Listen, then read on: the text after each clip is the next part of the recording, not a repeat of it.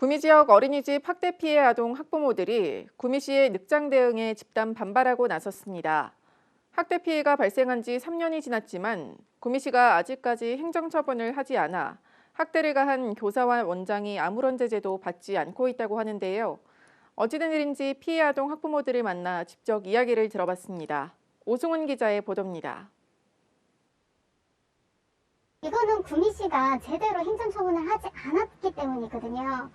이거는 구미시랑 어린이집 원장이 피해 아동 부모에게 재갈을 물리는 격 아니겠습니까? 법적으로 조치해야 될 일체의 교사조차 없었습니다. 그래서 이 교사들이 자격정지 없이 지금이라도 근무가 가능한 게 부모로서 너무나도 불안합니다.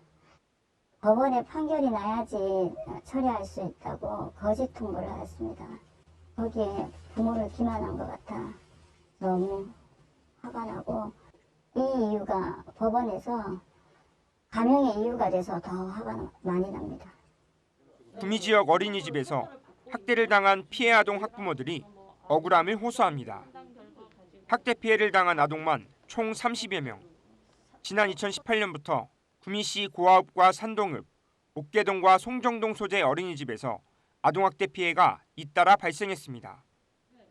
하지만 아동학대 피해가 발생한 지 3년에 달하는 시간이 흘렀지만 구미시가 아직까지 가해교사와 원장에게 아무런 행정처분도 내리지 않았다며 학부모들은 울분을 토했습니다. 영유아 보육법 46조와 47조에 따르면 어린이집 원장 또는 보육교사가 아동학대 행위로 영유아의 신체 또는 정신에 중대한 손해를 입힌 경우 자격을 정지할 수 있다고 명시하고 있습니다. 피해 아동 학부모들에 따르면 구미시는 재판 결과가 나온 이후 행정처분을 결정하겠다며 조치를 미뤘고, 그러는 사이 가해교사들은 1심 재판에서 행정처분을 받지 않은 점 등이 양형사유로 반영돼 집행유예를 선고받았습니다.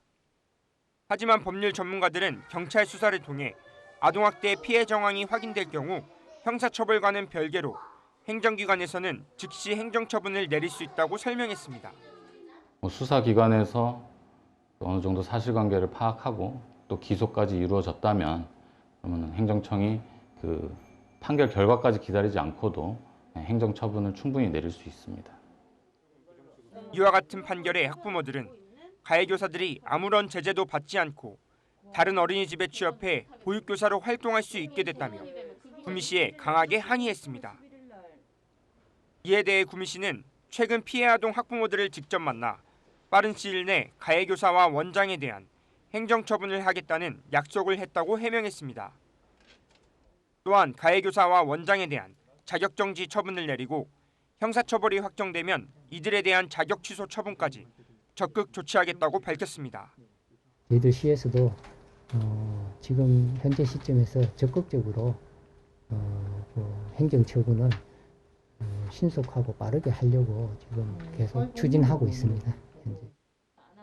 아이가 학대 피해를 당한 것도 억울한데 구미시가 늑장 대응을 하고 있다며 취재진을 향해 억울함을 호소한 피해 아동 학부모들.